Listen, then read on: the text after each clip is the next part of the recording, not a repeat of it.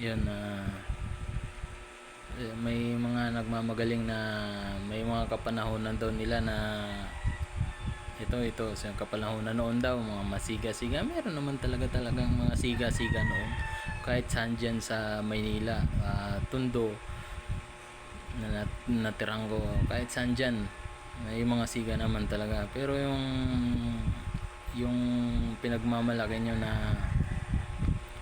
mga hari-hari kayo dyan, o inaamin nyo na walang binatbat sa inyo yung mga old school, malaking kagaguhan yan.